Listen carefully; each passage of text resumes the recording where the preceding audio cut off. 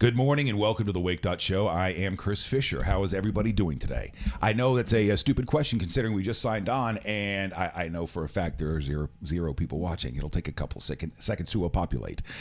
So welcome back to the Wake.Show. We will get to stuff you should know today, and I've got a few guests rolling through. Very excited to talk to Cam Parker. Cam Parker is going to bring his positivity back through the studio about noon today. Mm-hmm. Also, we have some security specialists in. From a company called a security service company called Trust But Verify. We're going to talk about active shooter scenarios. We'll talk a little bit about Parkland. And I don't know, maybe just come away a little bit more informed and feeling a little bit better, or we come away feeling a little bit more scared. Who knows? We'll find out coming up on the show today. I texted Eric Stratman earlier. Usually we talk nutrition during our Wednesday show, but I have not heard back from him. And Samantha, how are you this morning? I'm good. How are you? I am swell. Thanks for asking. Except for this, our good friend Chris McCarty, right? Right. Texted me right before the show. Something that made me feel horrible, and that sucks. And he sent it in a voice message, right? You know, a voice text. Yeah. So I could play the audio for you, but I'm not going to. Okay. Because the reason that he laid it out like he did and not via text is because he wanted to make sure I didn't take it the wrong way. I guess he was upset. No, he is upset. Because when he was on the show, was it just yesterday? Mm-hmm. It just flies by. Yesterday. And it was on the anniversary of his brother's death. He started to talk about it. Correct. And as he started to get into it and get emotional, I made a little joke and I grabbed the camera and started to zoom in. I go, I think we're going to get tears or something like that, and zoom in. And so that... you know, he goes, listen, I understand why you're doing, but, you know, that was a very vulnerable moment that I felt like my friend tried to exploit. And I was like, oh, this was 20 minutes ago as I'm pulling in, I'm listening to this. Right. And so I feel like crap. I didn't have time because I was getting out of the car with Joey. I didn't have time to text him back. I've got guests that, you know, were right there. And so I feel really bad. I don't know if he's coming by today. He said he might be by the studio. Hopefully he does come by so we can talk about it. If not, I know he's coming by tomorrow. Okay. But I feel like such an ass because he's right. That's exactly what I did. Now, I did it jokingly. It wasn't that unempathetic psychopath, you know, going, "Ooh, I'm going to get the ratings that I'm looking for now." No, it is my tendency when things become emotional, when things become emotional or intimate or I start to get uncomfortable, and then I naturally look for that joke, that little laugh, right? And so that's all I was going for, was a little bit of levity in what I knew was going to be a heavy segment. And so that's, I don't want to say that's the way I was trained. There was nobody, you know, there was no training camp that I went to go, learn how to do this kind of stuff. But that's kind of the way I trained myself along the way, so that we could have heavy conversations on the radio. This goes going back to the radio, so that we could have heavy conversations on the radio, and have it not bring down everything, right? And have people tune away. Right. So while somebody is opening up and being vulnerable, you make sure you throw in these little moments where people can kind of go tee hee while they're, you know, riding along in the car. So it doesn't bring them down so much. So that's kind of where that is definitely where that comes from. So I just felt nauseous getting out of my car, you know, walking into Bake More Pies today. So, we're great friends, and that was just him being honest about his emotions, and I love that about him. And so I'll make sure that I either talk to him about it on the show today if he comes by, or maybe it's more appropriate afterwards. But I did feel really, really bad because it was a hard day for him yesterday. Right. And so I can just imagine sitting in his seat and he's like, holy crap, I'm having this moment, or I think I'm having this moment with my friend, and I realize he's zooming a camera in on me to see if he can get tears, on tape. So I feel like a complete asshole. And I apologize, but I will apologize in a much more appropriate way, not via live stream on Facebook, Twitter, Periscope, and YouTube. And if you want to download the podcast, you can do. See, there I go. I go right from a moment of what was supposed to be something that was heartfelt and real and genuine and authentic to me plugging our stuff. I just can't help it. I've been ruined being in media for 25 years. There's just certain things that just come along with it. All right. So let's talk about what we are going to get to today, and then bring in our first guest. Where am I? Oh, I'm hitting all the wrong buttons this morning. All right. So we have some gold winners in town today, and that would be our women's Olympic hockey team. That's super cool. Isn't that awesome? They're going to be at the, I know it's not called the Ice Palace. It's called the Amalie Arena, right? Still the Amalie? Yes. I can't keep up with all the sponsorships. But they're going to be in town for pregame. For those of you that are heading out to the hockey game tonight, the USA women's hockey team to appear at tonight's Lightning game in the pregame celebration. According to the NHL, the team will be welcomed by the Tampa Bay Lightning during a pregame ceremony, and they will sign autographs for fans during the first intermission of the game against the Buffalo Sabres. The women clinched the gold medal for the U.S. against their rival Canada in a nail-biting shootout in Pyeongchang. The win came 20 years after Team USA won gold when women's hockey debuted 1998 in Nagano. So that is really, really cool. I wish I was able to make it out there tonight. I would like to see that.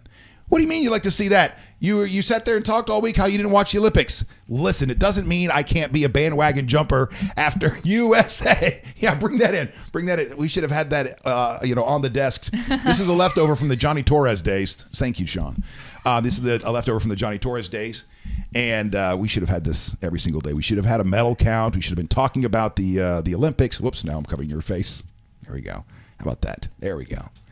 And I didn't. But I think it's really neat that they are in town.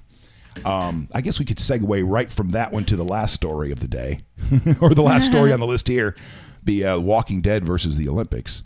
And if you guys were watching yesterday, Sam actually brought this up. She was looking. She's like, oh, wow, did you see that? The Olympics got their asses handed to them. Well, not really. It was only by like 1 million or 2 viewers, right? Yeah. Okay. But still. Yeah, but still. You're right. The principle is still there. How's that make you feel? What does that make you think as like an American that a cable television show, The Walking Dead, a show about an apocalyptic zombie or a zombie apocalypse, beats the closing ceremonies of the Winter Olympics? I'm honestly not surprised. Are you surprised? I'm not surprised, but I feel like I should be outraged, but I'm not outraged either. Yeah, I'm not surprised, sadly as that is. Come on. I know. There were a number of goodbyes uttered Sunday. But what does this say about us? Because I don't think this is the way it would have been in the 80s, let's say. I don't know how far we have to go back, if it's the 90s or the 80s or the 70s. But and maybe I'm wrong on this, but I feel like, there was a time, not too long, within my lifetime. I don't mean we have to go back to the early 1900s, where the Olympics were really big, whether it was a summer or winter, and everybody would have been watching the closing ceremonies. I mean, I feel like as of the last couple of years, there's definitely a sense of patriotism that has been in decline. So I'm not sure. I feel like a lot of people are angry about certain issues in America, and that might be, you see what I'm saying? It's hard to vocalize what I'm saying, but I don't feel that way. But I know that there are people who aren't as pleased with America nowadays. Or at least in this time. Maybe. So that could be just indirectly that. I don't know. Or we just like to watch. Or we just don't want to watch them anymore. When it comes to on one channel, I've got, what's that? I've got curling. Yes. And on the other channel, I have zombies eating faces. Curling. I'm curling all day long. So what were the final numbers with a 3.6 rating among adults 18-49? The often heartbreaking winter return episode of The Walking Dead's 8th season topped the fireworks and K-pop extravaganza of the Olympics closer by 20% in the key demo. That is big. That is a 20% victory overall against the closing ceremony, which aired tape delayed from 8 until 10:31, and it's a 20% victory over the Olympics in the 9 to 10. So they did destroy. The Walking Dead numbers just. But again, I mean, it's also the closing ceremonies. It's not like it was the headliner. It was the last. What I don't know if they do that. You know what I mean? Like the biggest event that they were up against. They were up against the closing ceremonies, and it was tape delayed. So I think that has a lot to do with it. All right. What else today? We have students returning to class at Marjorie Stoneman Douglas. Oprah may run if. Did you see this story? I didn't. Oh, my That's gosh. very interesting. I'm going to hold on to the if part. I know that if you're watching at your desk. Hi, honey, by the way. Not you, Sam. I was talking to my wife. She's watched. She's joined. Hi, Lauren. Hi, honey, and the other people that are watching. I'm going to hold on to the if. Now, I know you can Google it if you want to, but I'm going to hold on to the if until we get there. Oprah may run if. Just throw out what might be in your head, Sam. You. I don't even know. Oh, okay. These days, it could be anything. You're right. We'll come back. I'm to very that interested, though. On this day, we're going to come back to just a moment. Guns at the Strawberry Festival. The headline this morning was about how guns are allowed at the Strawberry Festival, but not bottled water, beer, or I can't remember what the third one was, but we'll come back to I think it's animals. And, oh, yeah, your pets. You can't bring your dog. Bring your gun, but don't bring your Yorkie. You leave that little thing at home.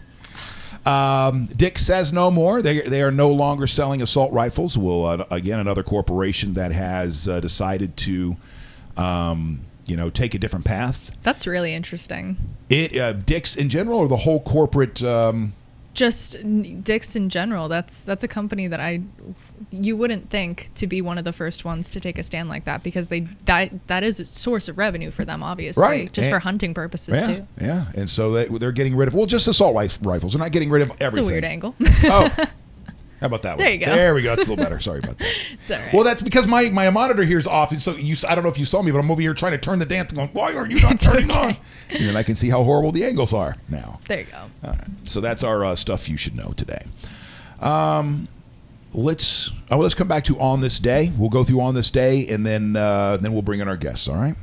And then one of the reasons, if you guys have missed this On This Day thing is something that I want to try out, but I'm not overly confident with. I love On This Day. I've loved On This Day, listening to it on the radio since I was like a little kid. I don't know what it was about it, but I remember that it would help.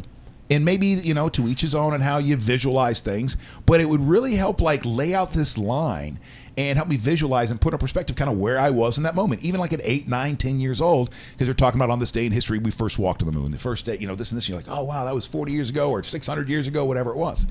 So I don't know if I'm the only one that likes that kind of stuff, but we're going to try it. We're going to try it for a little bit. I don't know. Just kind of throw something up against the wall. Mm-hmm. And then, but I'm also not only going to need, you guys to, those of you that are viewing, to leave your comments on whether or not this is something you like, or maybe, put a little twist on or something like that. But also you too, Sam.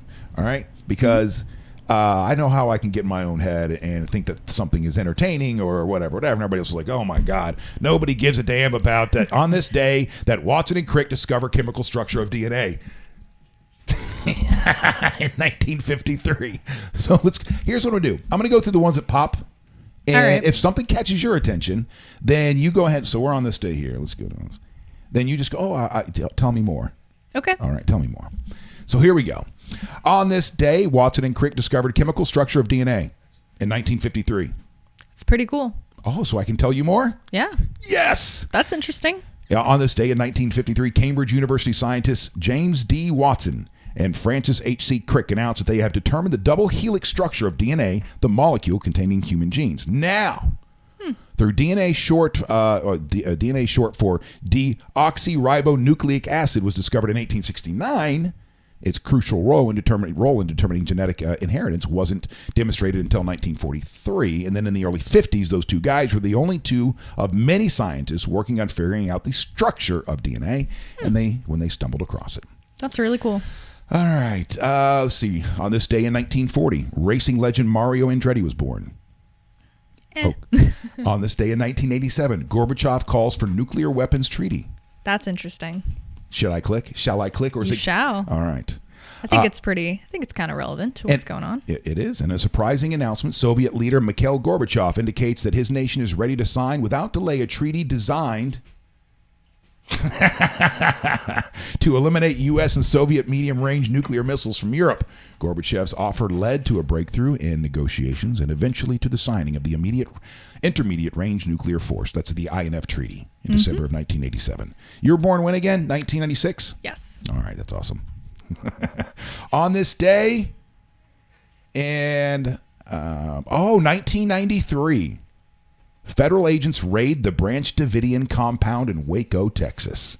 Now, my dear millennial friend, what do you know about Waco? What are your, because this was something that was huge news around the country when it happened. I would have been like 21, 22 years old, something like that, and you would not have been born yet. So, what do you know of Waco, Texas? What's funny is it's really bothering me because I believe that I do know about Waco, Texas, and I can't remember what I know about Waco, Texas. It's okay if you don't. By the way, this is not me setting you up to look like you're not knowledgeable. No, it's fine. Like, it's bothering me because I do know something. I just need to see what it is. Now, I think in these days, you bring up Waco, Texas, and people are probably are just going to say, well, that's where Chip and Joe Gaines live from, Fixer Upper. But back in 1993, federal agents were sent in. Agents from the Bureau of Alcohol, Tobacco, and Firearms raid the Branch Davidian cult compound in Waco, Texas, prompting a gun battle in which 4 agents and 6 cult members are killed. The federal agents were attempting to arrest the leader of the Branch Davidians, David Koresh, on information that the religious sect was stockpiling weapons. A nearly 2-month standoff ensued after an unsuccessful raid. We can talk a little. We could probably have a conversation about Waco with the former special agent we'll be bringing in here in a couple minutes, Mr. Buteau. All right, next up on this day. I did know that, actually. I'm sure you did. Yeah. I'm sure you did. And if I showed you a picture of David Koresh, you'd go, oh, I recognize that guy. Yeah. All right, what's next here? That was one of the big ones. 2013, Pope Benedict resigns. It's not that interesting, except for those who follow religion, and because that is something for a pope to step down. That doesn't happen, so that was a big deal when it did. And on this day, anything else up there that catch? Congress creates Colorado Territory. All right. On this day in 1861, with the region's population booming because of the Pikes Peak Gold Rush, Congress creates the new territory called Colorado. I love Colorado. Yeah? Yeah. I love it too. I'd like to move there someday. When the United States acquired it after the Mexican War ended in 1840, I think Mexico wants it back. Yikes. All right. And then anything else here? Anything else that catches your fancy? Dean Smith was born on this day in 1931. The last one's kind of interesting. Test pilot. Oh, okay. This is coming from World War II on this day. Test pilot Reich pitches suicide squad to Hitler. What? Hannah Reich, the first female test pilot in the world, suggests the creation of the Nazi equivalent of the kamikaze squad of suicide bombers while visiting Adolf Hitler. Hitler was less than enthusiastic about the idea. Do you want to learn more about it? Or is that good by you? That's very interesting that she was the first female test pilot in the world. That and then maybe she was on our side.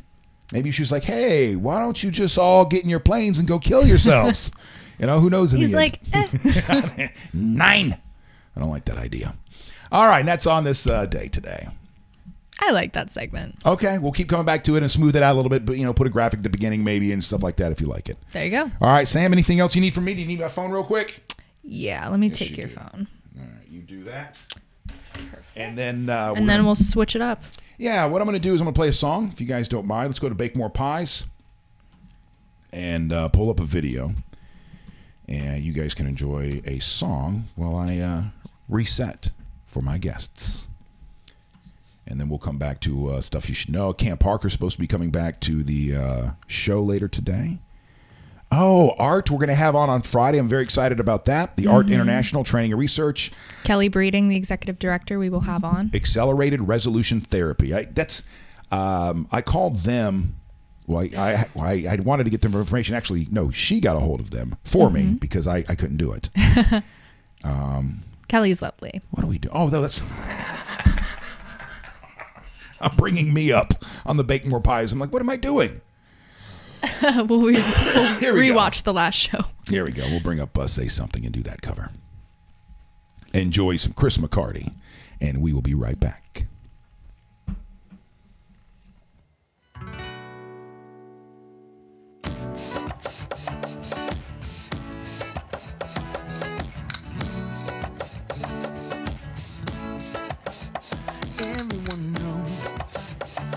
about my direction, but in my heart somewhere I wanna go there. Still I don't go there. Everybody say something, say something, say something, say something, say something, say something. But I don't wanna get caught up in the rhythm of it. But I get up myself, I get up myself, no, no. Caught up in the middle of it. I get up myself, no, I get up myself, no, no, no. I'm caught up in the middle of it. Maybe I'm looking for something I can ask. Or maybe I'm looking for something I can ask. Everyone knows all about my transgressions. In my heart somewhere there's melody and harmony for you and me tonight. I hear them call my name. Everybody say something, say something, say something, say something, say something, say something. But I don't wanna get caught up in the rhythm of it. Well, I get it myself, no, I get it myself, no, no. Caught up in the rhythm of it. I get up myself, no, I get up myself, no, no, no. Caught up in the rhythm of it. Maybe I'm looking for something I can have. Maybe I'm looking for something I can have. Maybe I'm looking for something I can have. Maybe I'm looking for something I can have. Sometimes the greatest way of saying something is to say nothing at all. Sometimes the greatest way of saying something is to say nothing. I get up myself, no, I get up myself, no, no. According to the rhythm of it, but I get up myself, no, I get up myself, no, no, no. According to the rhythm of it, maybe I'm looking for something I can have. But maybe I'm looking for something I can have. Sometimes the greatest way of saying something is to say nothing at all. Sometimes the greatest way of saying something is to say nothing.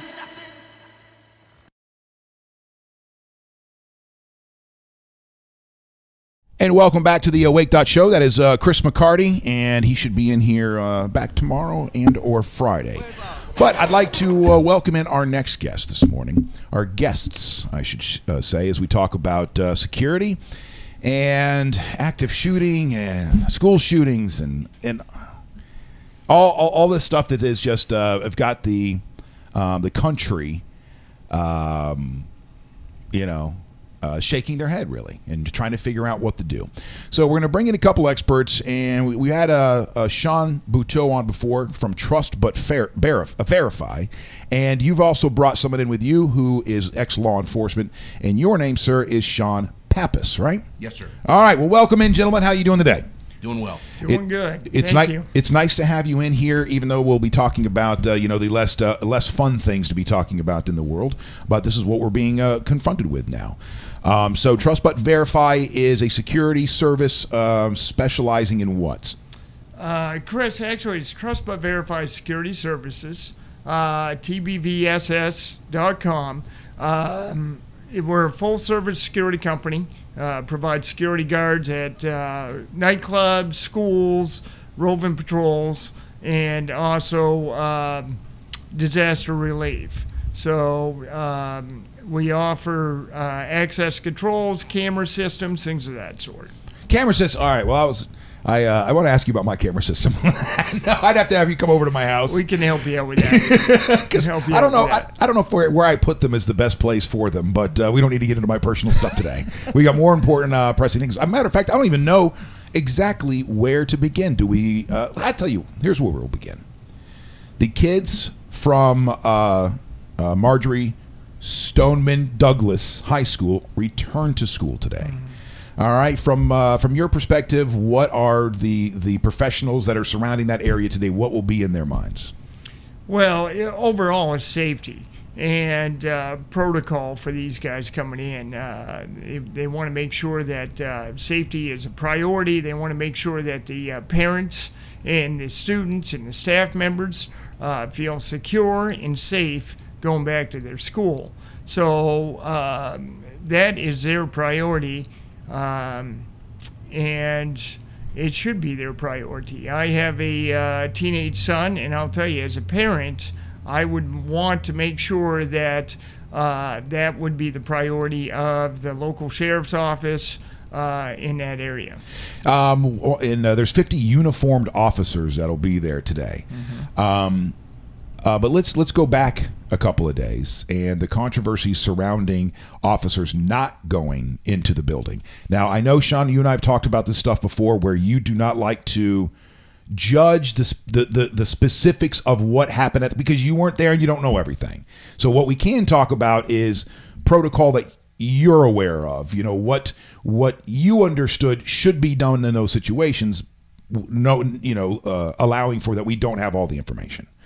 That being said, I can see how frustrating it would be for the parents to find out that not only did that first officer not go in, but then I guess there were 4 others that were not going in and allowed, I guess, up to 4 minutes to pass before they finally decided to go in. So what are your thoughts on that? You know, during an active shooter situation, we're trained to engage the threat, to go engage the threat. I will say it again, engage the threat. I can't begin to explain why the delay of 4 minutes of 4 officers did not engage the threat and go in and try to take that threat out. Okay, that's unexplainable to me. Sean will be able to give you more insight on that. He's a former Pinellas County deputy. So, Sean. So, by the way, both of my guests this morning are Sean Buteau and Sean Pappas. Now, Buteau, your background. How did you spend any time in local law enforcement, or were you?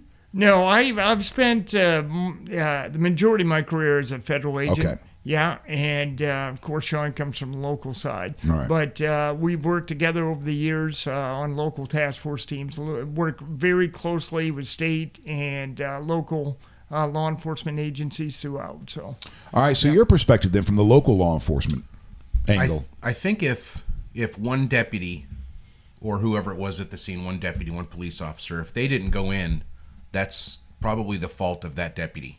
Maybe they should have been discovered earlier that they didn't have the mettle to do something like that. Training should have weeded that person out if they were introspective enough about it. However, if there's several that didn't do it, someone's telling them not to go in there. Okay. That would be my perspective on that. If one of us screws up, it's my fault. If we all screw up, it's the boss's fault. Okay. What about is there something in law enforcement, because this particular district is a very safe, affluent district. Is there a chance that some people will gravitate towards those areas, knowing that they will likely never have to engage in somebody, and so they are just caught flat-footed, even though they went through the same training as everybody else? They thought they kind of had a cakewalk, or is that not even a fair thing to even throw out in the universe? I think that's fair. Okay, and I think the system's kind of. There's people that are on midnight shift in patrol that you want catching burglars trying to get into your house and into your car and that sell drugs and things like that. You want them out there. You don't necessarily, I wouldn't think we necessarily want that same person in a school 8 or 9 hours a day, because they're kind of a different animal. That's not to say that there's not school resource officers that are absolutely competent, and I know that a bunch of them were gritting their teeth when they saw this happening on TV, going, why aren't they doing it? Why aren't they going in there? But I think as far as school administrators go and agencies go, you need a safe person in there, maybe not someone who's the best warrior or the most eager to go get into the mix. Now, Sean, would it be safe to say that usually in those positions they would put someone closer to retirement out to work in those positions? I think that's that's one of those places where maybe someone, reaching the twilight of their career, maybe they would go there. But there's younger people also that also find those spots. I mean, we have some misconceptions about who's actually in law enforcement now, and it's a different type of person. Agencies are hiring different types of people than they did 30 years ago or even 20 years ago. Can you expand on that a little bit? Like, what do you mean by who were they hiring 30 years ago? 30 years ago, was it those warriors you were talking about? I think 30 years ago it was a lot of veterans, people that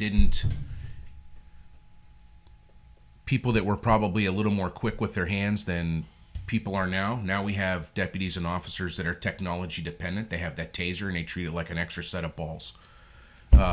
The generation of guys that trained me when I grew up, an incident wasn't as likely to get out of control then because they had the fortitude and they knew the bosses were behind them and they would end it as soon as possible before things got out of control. There's a lot now there's a lot more micromanagement going on. And also, you were talking. One of my cousins has been going through this process, and I couldn't. When we were sitting down and talking about it, what I couldn't believe was how much he was talking about psychology.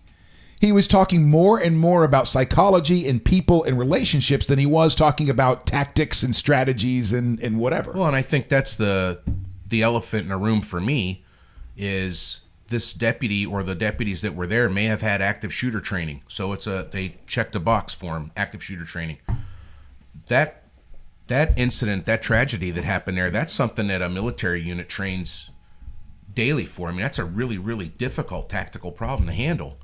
Where I think now they're much more, police are much more serving in a role of social workers and dealing with people with mental illness of varying degrees. And I think the warrior people that are on drugs or drunk and both. They'll dispatch a 22-year-old patrolman to a mental hospital to deal with somebody because the doctors can't. So right. Now, Sean, let me ask something. Would it be lack of training? I got to tell you, I just don't get the time lapse before anybody went in there. I mean, we train to engage that threat. Would it be lack of training? Tell me. What do you? When I first heard the sheriff there, and I don't remember the exact quote because I turned the TV off and discussed about, there was a failure of training and it was a failure of this, that, and the other. I can remember being in training and there was every now and then someone came through where we went, this is not the job for this person, and regardless of what we said or how vocal we were at the ground level, the bosses would decide to push that person through. So I don't know if that person had somehow stood out beforehand where they shouldn't have been at a scene like that. They shouldn't have been trusted with guarding our children, or there was other overriding factors at work. When a school goes into lockdown, they're really good at locking down. That makes it very difficult for the police or anyone else to get in.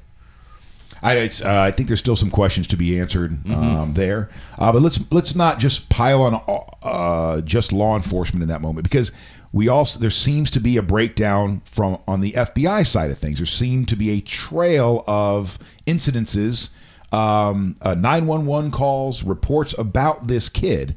And one of the ones we brought up yesterday were former neighbors of his that said that I don't want to be living next to him when he turns 18 and is able to get an AR-15 because he wrote specifically, I can't wait to turn 18 so I can get a rifle and shoot up a school.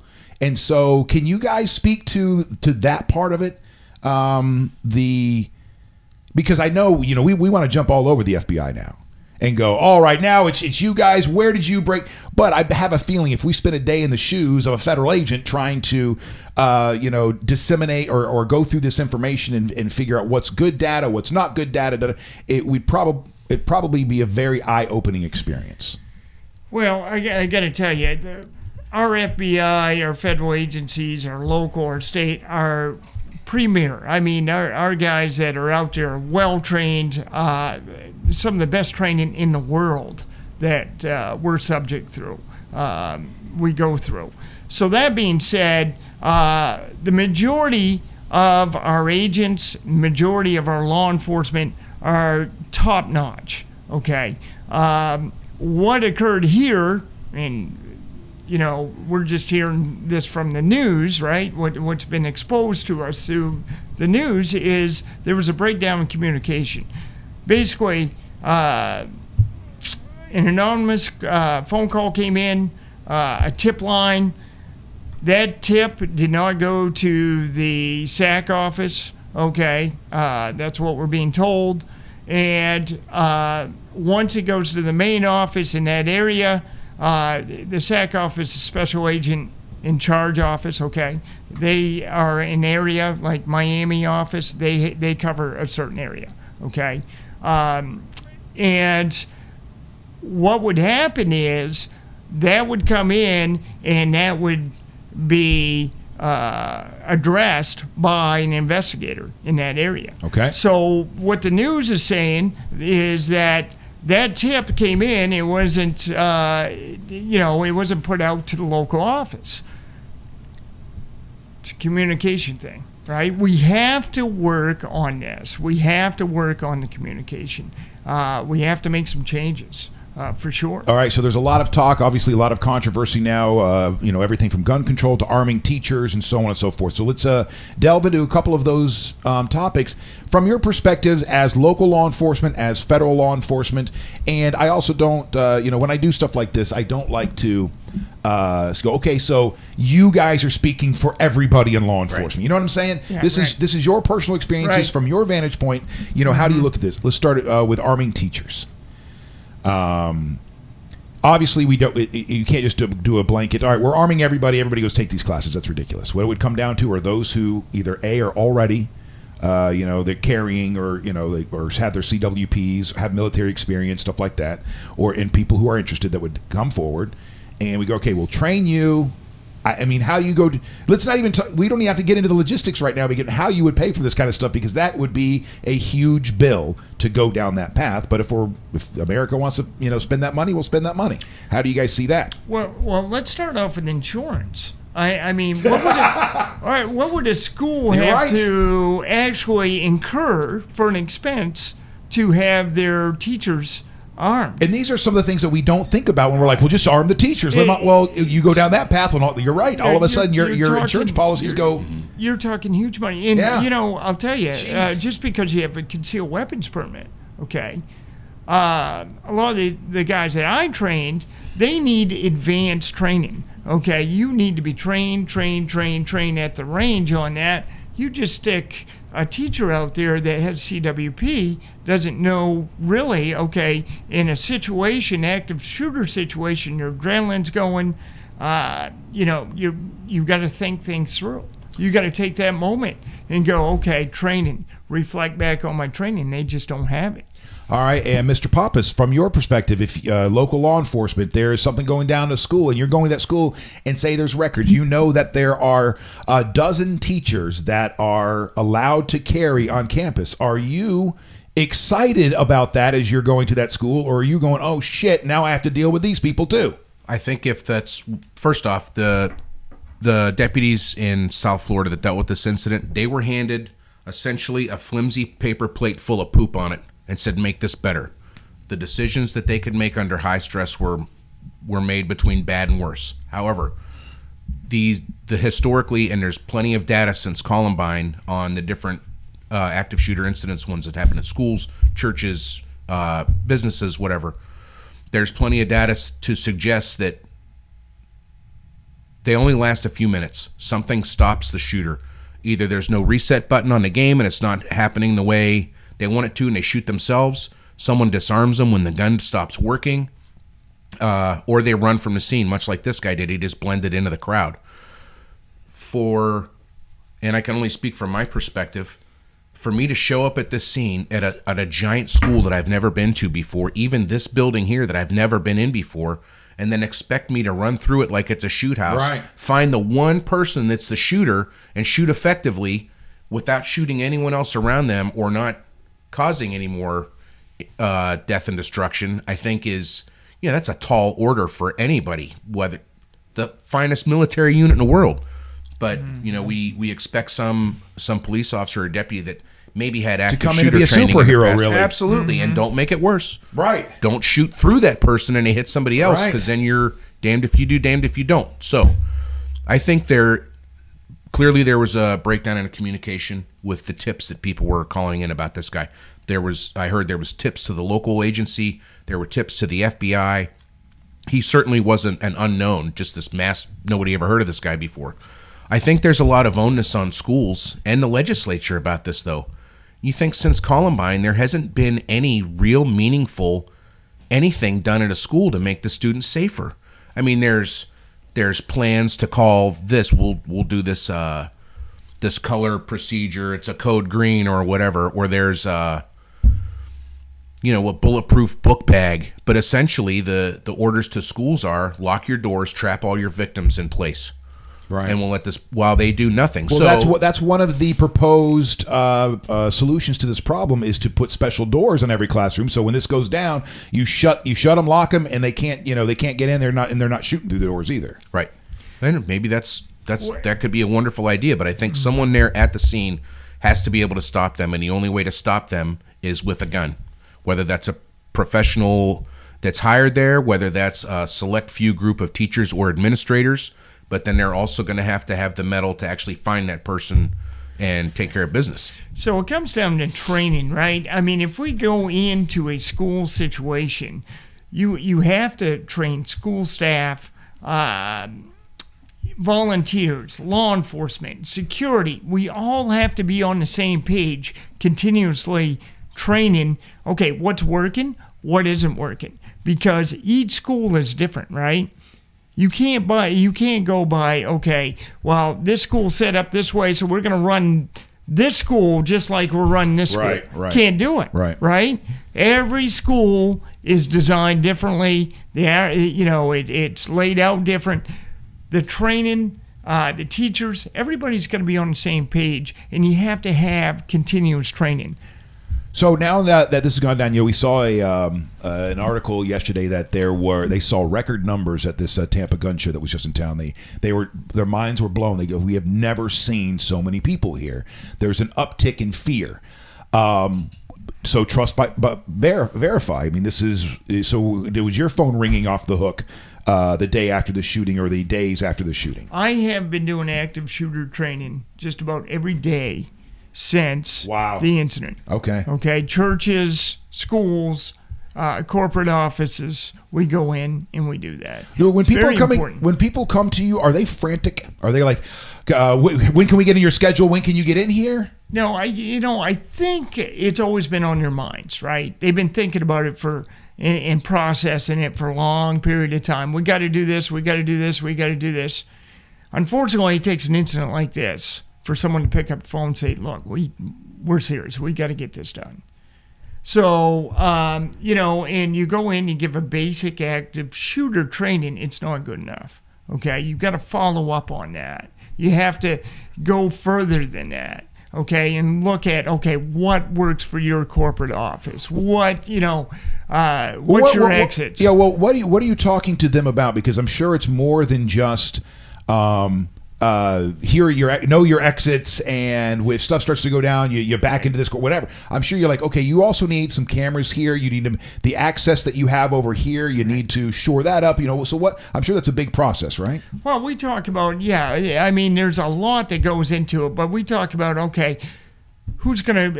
are you gonna do? Are you gonna call 911? How are you gonna do that if you got the threat right there? How about if the person is supposed to call 911 is laying over on the desk dead because they're shot? Who takes over from there? Where do you go?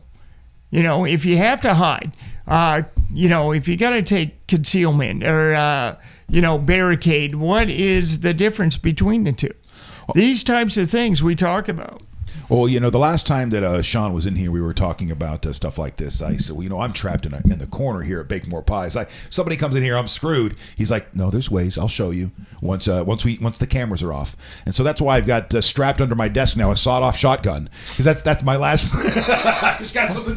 Hopefully it's like pointed that way, not this way. Hopefully it's going that way. I thought the corner and the steps was fantastic. All right, so. When people, they're just watching, and they're a little concerned themselves, they're concerned for their child going to school every single day now. They send them off to school and they're going, oh my God, what's going to happen? Are they going to make it home? When they're going off to work, you have a lot of people that work for, the media, my friends in the media. The security that surrounds radio studios now and television studios now is insane compared to what it was just 20 years ago. So people are going to work, and it used to be that this stuff wasn't even in the front of their mind. This stuff just was not in the front of your mind. Now it is. Now you see one guy that just looks a little bit shady, and you're noticing. And I don't know, maybe that's a good thing that we're noticing now. I think the takeaway from all this should be we should all take a deep breath. The focus should be on all these poor kids that were slaughtered, and that's what it was. It was a slaughter. Understand that there's a breakdown in communication between people that were calling in about this guy and everything else, and the cops apparently didn't do a perfect job when they showed up at the scene. I think ultimately they did the best they could with what they had. But your kids, you, me, we are responsible for our own safety. There is no I can just sit back and I'll call 911 and they'll sprinkle fairy dust around and everything's going to be better. You're responsible for your own safety all the time. So you're a proponent that when you see Grady Judd get up and say, "Hey, by the way, I think everybody should be," or I know that he wasn't the one that said that. Was it him or another sheriff? One of the sheriffs said, I think everybody should be armed. You are more in that category. Absolutely, it makes for a polite society. And I'm not an open carry guy. I have no idea if you're armed. I have no idea if he's armed. I'm just with these guns. Just with these guns right here. Joey's armed. Joey's armed. Yeah, but I think these, the politicians are the ones that are going to make out with this. There's the sheriff down there who's, he's saying that he's provided amazing leadership and everything else, and now Grady Judd's out. At the end of the day, they are all politicians. Yeah. They are absolutely Once politicians. you get to that level? One's learned to master the media more than the other one. He used to be the PIO for that agency, so he has a little more experience. And we can see that that first day they got rid of that deputy, it was like, oh my God, he's the fall guy. Let's get rid of him. And I'm sure they brought him into a room. They sweated him and said, "You're quitting today. This is your fault. You're out." And it was politically expedient for them to say that, to wash their hands of the guy. And but to go back to your original point there, we in the times like these, we want to start arguing about guns or teacher or whoever, law enforcement. But you're right, there are 17 families that are still trying to put their lives together. Now, one thing I want to say is this: is that for me personally, I went to my son and I gave him a class on what to do, and I was like, it's sad that we have to do this. It's sad that we have to. How old's your son? He's 14. So right? what conversation did you have with your 14-year-old? Well, if someone comes in your school with a gun, what do you do? If someone, where do you go? What's the protocol? You hide. If where are you going to run to? Those types of things are being addressed. We have to address them with our children. It's unfortunate, but we do. We have to educate them. We have to. And it's sad that we have to do that, but it's almost like the mentality of don't talk to strangers, right? Religion, I think, has helped me. Now, I'm not a religious person. This is going to seem a little bit paradoxical because I'm not a religious person. I was raised with religion. Do I believe that there's things bigger than us? Yes. Do I? And so with that, I think there are things out of our control. So for me, because I've had this conversation with my relatives, and an uncle of mine has a story where he goes, "I saved my family. I don't know what would have happened to my family had I not had a shotgun when somebody tried to come in my house, years ago." I come from that stupid delusional place of whatever's going to be is going to be. Like I can only control so much, so I'm not going to get a gun myself and go get all the training and this for the what are the chances that someone like me, not you, not you, someone like me stops, de-escalates a situation versus escalates a situation? You should come to class with me. You'll be the best. Yeah. Okay. No, All I right. think you can't, when a ship's sinking, you can't learn how to swim. So even if all that training does is provide you with perspective, like, yeah, I'm jumping out of a window, I'm getting out of here because this is not for me. Okay. Even if it only does that, then at some level that was successful. Okay. So this is more than a gun control issue. It's a mental Yes. health Yes. issue. It's setting up education within our schools, corporate offices, whatever you're doing, churches. It's really looking at the whole picture and saying, okay, how do we be proactive? Taking a proactive approach instead of a reactive approach to something, like security. Unfortunately, we've been taking the reactive approach for too long. We need to be proactive. We need to be proactive on mental health issues. We have to be proactive on gun issues. We have to be proactive on security. Really take it, and look at it and say we need to do something instead of reactive. Everything's a reactive approach, and because we don't want to do because basically, like when you go to a company or a CEO calls you, a president calls you, and says, "I want you to come in here and do this." Well, what does that do? That immediately changes the vibe in the building, like The whole dynamic's right? different. It's changed because now we've gone through this. We can visualize that tragedy, and so it is that. Your cubicle mate's going through a divorce, he's going to come to work and try to kill us all. Right. So, yeah, now those things are in your head, too. And so I know they want to guard against that, but it's almost like you're trying to protect a child and not allow them to grow up and go, no, well, here's the real world. Yeah, we've got, 700 people in this office. We fire people, 4 times a week. And who knows when one day one of those will come back to us. I think that an outlook that I would have on this from the trainer's perspective is we practice things that we're good at, but we must train on the things that we need work on. And I'll contrast that with an elementary school or a middle school or whatever. How often do they have fire drills? Right. They learn about fire drills in kindergarten. Hold the little line, follow the teacher, and go outside. How often do they ever train for an active shooter or practice with the kids? And I think back, we had a fire drill, once a semester or something like that. Mm-hmm. How many fires do I recall from my years in school? Never. None. How many tornado drills if you're from the Midwest? Right. And the same thing, you probably never had to do it. And we should be looking at these active shooter situations the same way. Well, another thing, it comes down to finances, right? That's so true. nobody wants to pay for security. Nobody wants to pay for it. Because when you go into an office, you go into a school, you go into a church, money's always an issue, saying, well, we really are on a tight budget. We don't want to spend the money here. How can we cut costs, or how can, and that has to change. It really does. We have to put security right there. We have to. It needs to be a priority. There's also still this euphemistic, if we have a no violence policy and we have a sign up that says this is a gun-free zone, well, then nothing bad will happen because everyone follows the rules. I mean, that's just... that boggles my mind. If you think about the things that have happened in the last few years since Columbine, a gun-free zone is the most dangerous place you can go, potentially. It's nice to see the citizens stepping up and saying, listen, we need a change. It's nice. And saying, look, we have to address this. Congress has to do something. They have to come to an agreement. Something needs to be done. Isn't it awful that 17 kids have to die for us to talk about any of this stuff, and then ultimately we let the politicians control the narrative. Right, and it's not even for their benefit. It's more than 17. Mm-hmm. Because we've been trying to have this conversation since Columbine, I think. And there's been a lot of roadblocks along the way. But then I think we'll start getting into politics and lobbyists and whatnot, and that's out of our expertise. Don't talk politics, all right. Well, gentlemen, it was a pleasure having you both in. Thanks, Chris. If you guys are interested at your office or wherever you are to have this kind of training, have them just come by and talk to you about how safe you are. Please do.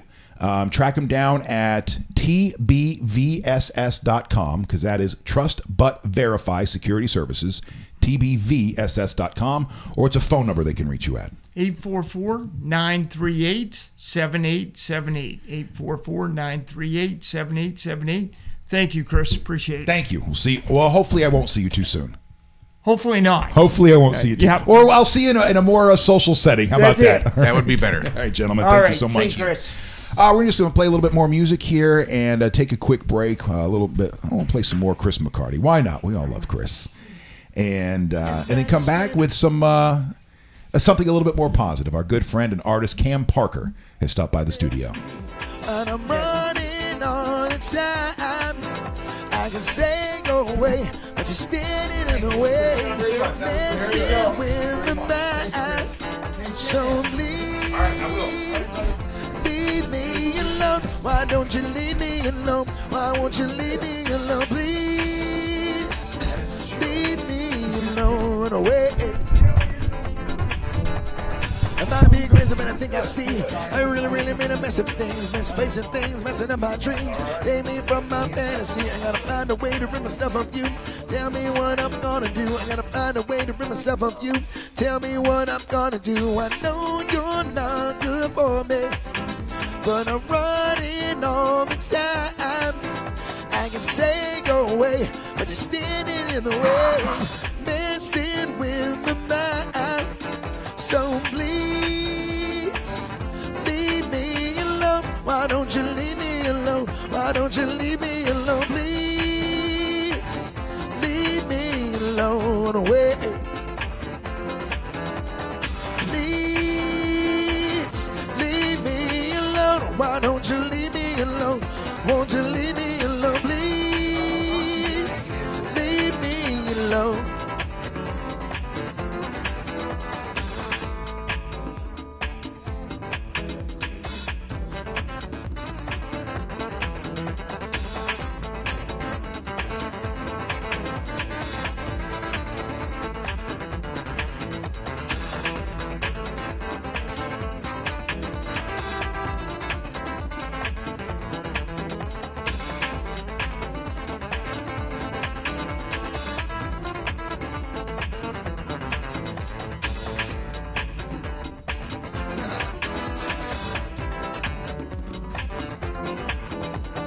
Might be crazy, but I think I see. I really made a mess of things, misplacing things, messing up my dreams. Take me from my family. I gotta find a way to rid myself of you. Tell me what I'm gonna do. I gotta find a way to rid myself of you. Tell me what I'm gonna do. I know you're not good for me. I'm running all the time. Can say go away. You're standing in the way, messing with my mind.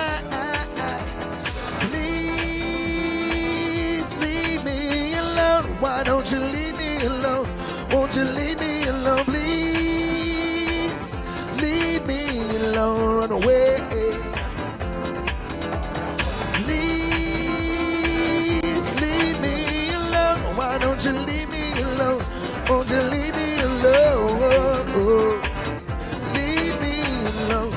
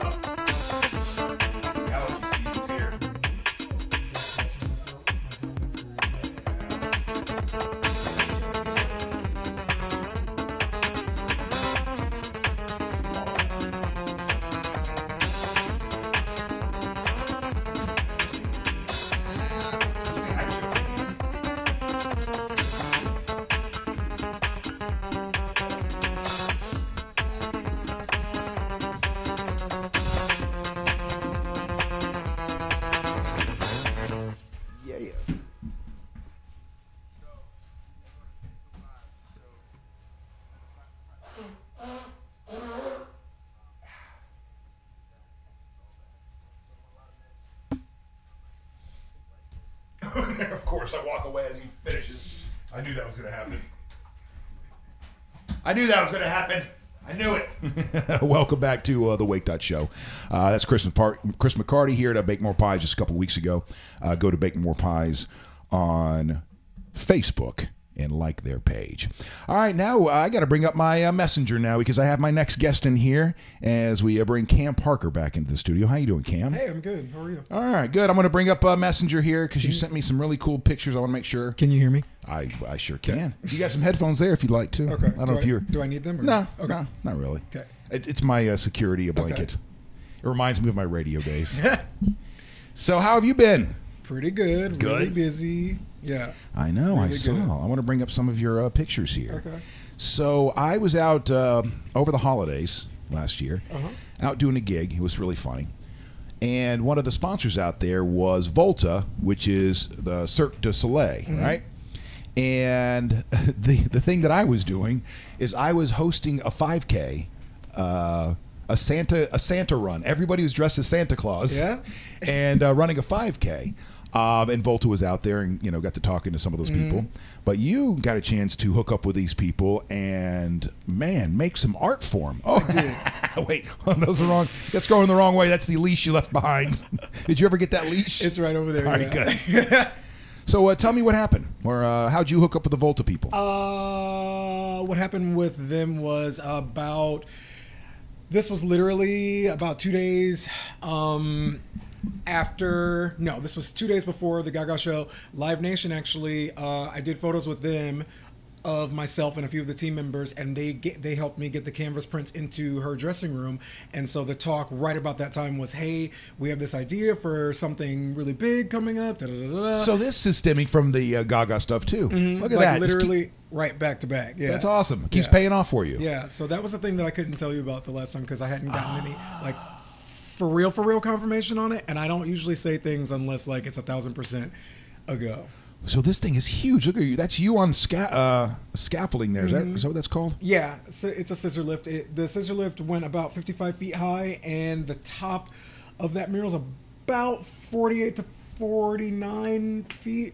Yeah. Does that toy with your sensibilities at all? A When you're up that little high? bit. Yeah, I'm not a huge fan of heights. I'm not necessarily afraid of them, but just being in this thing that kind of has a little bit of a sway to it, up 50 feet in the air is not my idea of. Have a good time. So how do you lay out something like this schematically? On paper. That's what I did first, naturally. Okay. And I had to submit sketches to the Live Nation and the Cirque team as a whole, even the owner of the building, Wesley and David. David's a manager of the warehouse lofts. Really a dream team all around to work with. Everybody was very accommodating, very open to ideas, very open to moving things around and adjusting things. And so I submitted designs on paper, and then I had a couple of property line issues because I was going to get on the neighboring roof and I was going to project the image as a whole, and I couldn't. So I just had to go in. I'm like, oh my gosh, it's genius. You just project the image up against the wall, and then it's like a coloring book. It would have saved a good amount of time, but I just had to go in freehand, and I had to start with the face and just go from there.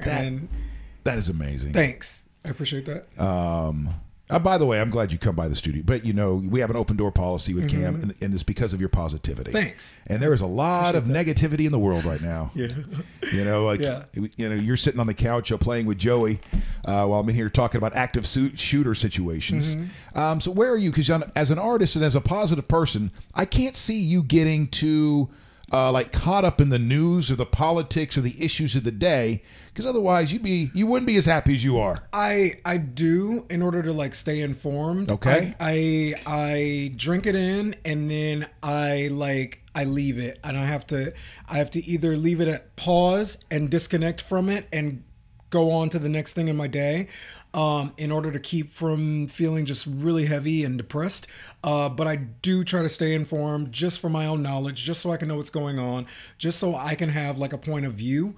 on things, and so you don't let the weight of the world get you down, because a lot of artists can let the weight of the world get them down as they're sitting there trying to create some beautiful masterpiece. There's this thing in their back in their head about all the ills of the world while they're trying to create beauty, and sometimes it's not easy to reconcile. Yeah, and it doesn't go away. You know what I mean? And I just kind of have to like compartmentalize, because even while I was up there, I was thinking about things like that. I was thinking about friends that I used to have. I was thinking about like just, you know, all you do is think pretty much when you're up there and you're doing that for Hold 16 on, hours a day. But So yeah, how many hours did you put into this piece? I started this on last Monday and I finished it at the mid-afternoon of this past Saturday. Oh, wow. You know, we had a tentative timeline to be 90% done the 23rd. So you saw the shot with the dancers. So the Cirque PR person, Steven Ross came out, really amazing guy. A couple of the actors, their photographer came out and we shot on the roof that I was not supposed to go on to project, but we had to get the shot. And we just had to get it. So that's how that worked out. But this was on Friday the 23rd, and I was like, I'm not fully done, and I'm having a little bit of anxiety about showing this in its not done state. But you know, it was just kind of like therapeutic to just let it go and just let it be what it was. And I love how the shot with the actual dancers came out. That looks amazing. Can I have a little? Can you help me out with a personal issue? Yes. The last time you were in here, I believe you met my good friend Chris, Chris McCarty. Maybe. Yes. Yeah, singer-songwriter. Towards the very, And good friend. That's who we were just playing on the screen. Yep. Well, he sent me a message earlier today. It was a voice message because he didn't want to send it via text and have it, not come out the right way. Yeah. And it's a weird moment because we're really good friends, and I felt like shit. I felt like a complete a-hole coming in this morning because I got it right as I was walking into the building, getting ready to set up everything for the show. And he said, "Hey, man, when I was in there yesterday, I was talking about my brother's passing. You made a joke and, turned the camera and zoomed in on me to get tears. And I felt like, I was being very vulnerable and open in that moment, and you exploited that. And the suck thing about it, Cam, is that he's right. That's exactly what I did. Now, I didn't do it in a nefarious way, like, ooh, they're getting ready to cry. This is what I've been waiting for. It's not even in your nature. It's more in my nature to, in moments that become emotionally uncomfortable, to try to bring levity to that moment. And that is not the first time in my life that I put my foot in my mouth or been inappropriate in a situation. Same. And so I feel absolutely horrendous. Was not able, because I was getting ready to start the show, not able to call him, just go, "Hey man, I'm really sorry about that." And he's an artist, a very sensitive artist himself. But I feel like absolute shit that I did in that moment. It was in my nature to do that in that moment, and I feel absolutely horrible about it. And so I don't know why. I guess because you're the only person here, and I haven't been able to talk to him yet. So I just was going to lay it on your lap and see if you could make me feel better, just feel a little bit better as a human being. I can.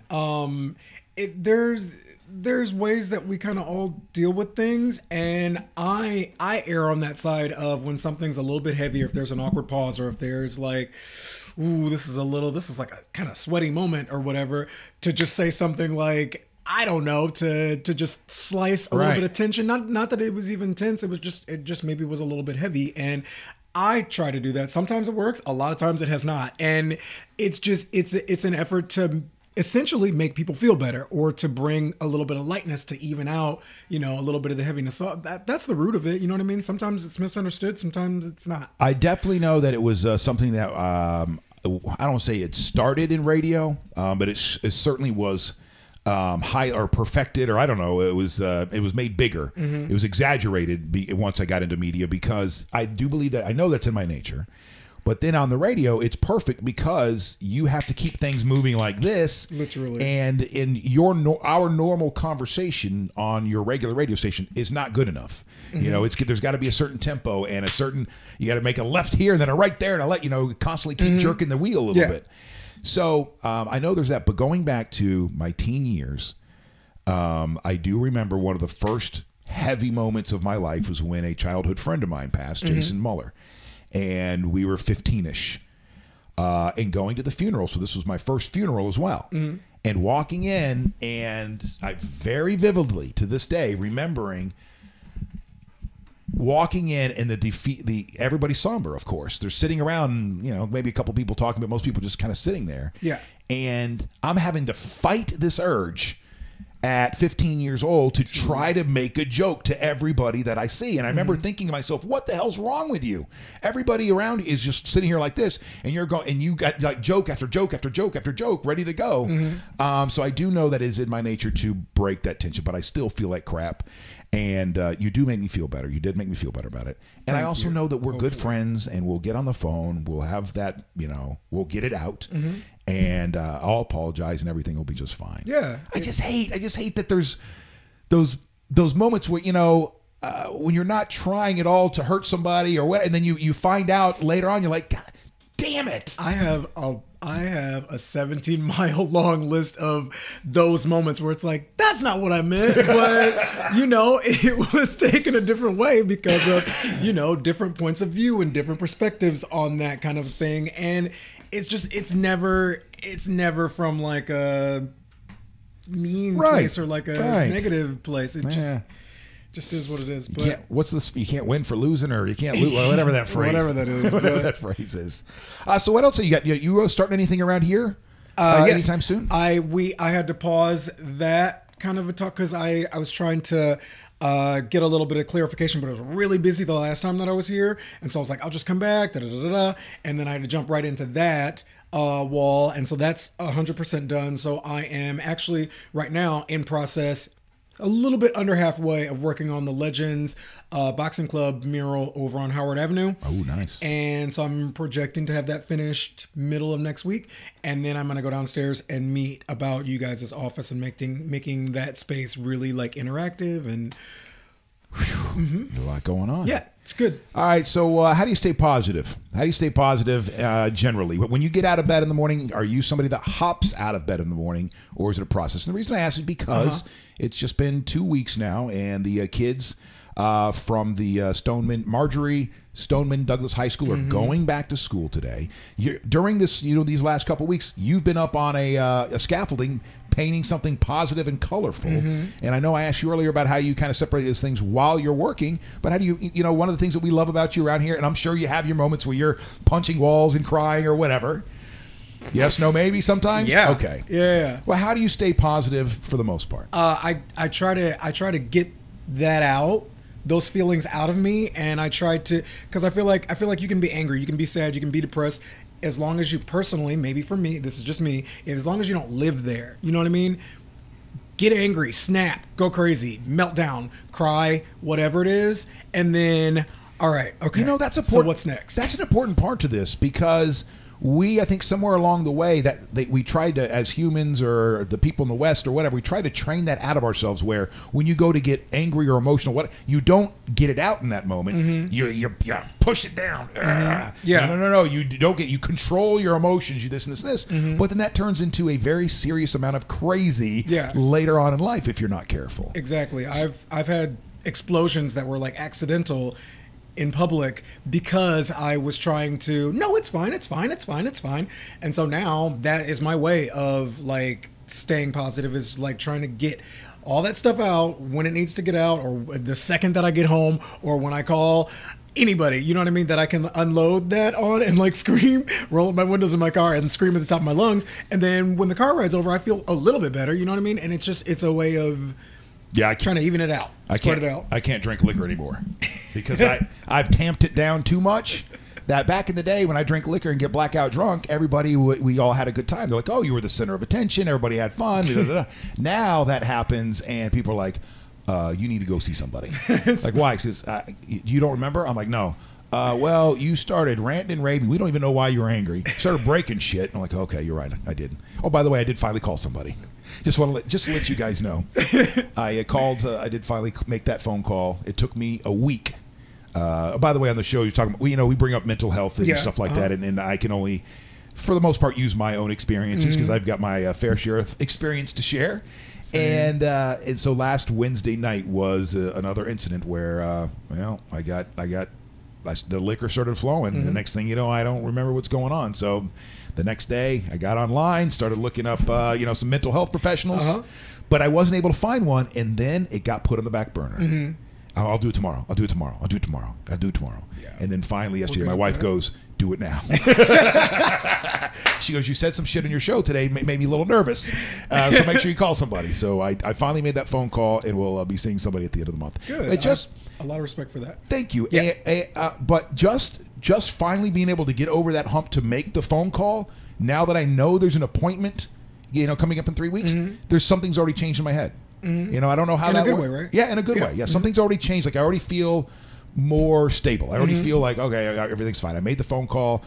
Yeah, even though it's 3 weeks down the road, I still feel like there is an end in sight. I don't know how that plays out. I'll save those questions for the psychologist. Okay. But you don't need therapy, right? You're an artist. Artists don't need therapists. You just keep doing this. No, we do actually. We need a lot of therapizing. That's not even a word, but like. And it's thank God for like a solid, like family core, solid boyfriend, solid best friends, that I can go to and literally fall into a puddle on the floor. And then they scoop me up, sweep me up, build me back up. And then I can continue to go on to the next thing. Okay. So when that needs to happen. So arts only, can handle so much of the therapy for an artist. Yes. You still have to go see somebody or have that person you can go to. Me personally, I have to. I see. That makes sense. Vomit it. It makes sense. All right. Well, listen, I've got something, a couple of things that I'd like to hit before I wrap up the show. And if you don't mind, I'll hit them right here with you. Okay. Because the first one. Okay. Yeah. Oh, no. Well, listen, it's not hard stuff. We're not getting back into guns or Dick's Sporting Good. First of all, I want to ask you a question. Yes. Oprah Winfrey reveals the one thing that could make her run for president. Do you know what that one thing is? I do not, and I'm literally like salivating right now. What is the one thing that would make Oprah run for president? She says, it's God. She says, mid calls for her to consider a run for the White House from fans as well as her closest friends. She goes, I went into prayer. God, if you think I'm supposed to run, you got to tell me. And it has to be so clear that not even I can miss it. And she says, and I haven't got that. So I don't know if God isn't returning her calls right now or he's just saying no right now. But that's the one thing. And so I guess split emotions about this, because on one hand, I'm like, it's kind of cool. She feels it in her heart. She feels she hears that. But then on the other hand, I'm like, well, what if she actually is hearing voices? I get that fully. I believe in God fully, and that I say that about projects and things. If I get that, it's meant for me to get it. If I don't, it's not meant for me to have it. If I feel it, I think it's like God and like listening to your gut and being intuitive and like, do I feel like I need to go down that road? Because, I feel like the older we get, the better we get at, if you're lucky, listening to yourselves and listening to that intuition and God or whoever you want to listen to. You know what I mean? Well, yeah, that's a battle for me, too. The going back and forth between what feels right and then that other part of your brain that says, no, I'm the rational reasoning part of you, and you shouldn't listen to that feeling that you're having. You should stick with this rational reasoning part. And I'm going, yeah, but this feeling over here is saying, hey, don't listen to the rational guy over there. All right, so Oprah running for president, we will see. And lastly is a story. I think this is art. Speaking of God and art, this is a picture, a photograph of a yellow cardinal, a very rare yellow cardinal. And one of the reasons why I brought this, there's two reasons why I brought this up. One, from now on, God, that's pretty. What I'm doing on the show is, we're going over the news and stuff, the stuff that we have to talk about, but also trying to bring in those moments where we come back to understanding there are a lot of things going on in the world, and you want to sit and focus on just the negative aspects of it, go right ahead. Yeah. You just want to focus on every shooting that's going on, every war that is happening, every disease that's still out, because those aren't changing. They're not going anywhere. Yep. All right. But at the same time, yes, we don't turn a blind eye to those things, but we have to include the beauty in the world as well, and the awe-inspiring beauty. So this is a very rare yellow cardinal. The bird is a rare male northern cardinal that has a 1 in a million genetic mutation that makes its red feathers turn yellow. They say that one of these is seen every year. It averages about one a year that is seen. It is so rare in the United States. So this guy is out, this photographer is out back, and he sees this bird, and it flies away. He gets his camera, comes back, and he sits for 5 hours in the backyard just waiting. Wow. And so that's another reason why I wanted to bring that up, because how many people have time? How many of you could spend 5 hours in your backyard waiting for a bird to appear? Not many people. You know, during the week you got a million things to do. If you're at you got a family, there's just no way. Or very few people anyway are able to have that moment where they can just sit in nature and wait for a miracle to appear. Wait for a rarity to appear. And sure enough, the bird came back, and he was able to get that picture of a yellow cardinal. How cool is that? It's freaking stunning. I love that it's not like because I have like a color thing naturally. I love that it's not like a washed out or like kind of a muddy marigold yellow. It's like it's a yellow. Popping. You know it's what I mean? popping yellow. Yeah, but it's just a pigmentation thing. So Love that. Yeah. So instead of it getting a full red, it just ended up with a yellow pigmentation there. And so that's what I'm into that. That's what we're ending the show on today. Love it. Cam, thank you so much for stopping Thank by. you for having me. And for all of you, thank you so much for chiming in. And I'm sorry that I got a little frantic today and didn't get to all the comments. I see my Uncle John. It's a tired saying, but a bad guy with a gun. Oh, so this is going back to the topics we had earlier. I don't need to rehash them right now. You guys have a great day. We'll come back to it tomorrow on the Wake.Show. Thank you so much for participating, and I love you. Bye. Wait, where's my clouds? Now I love you.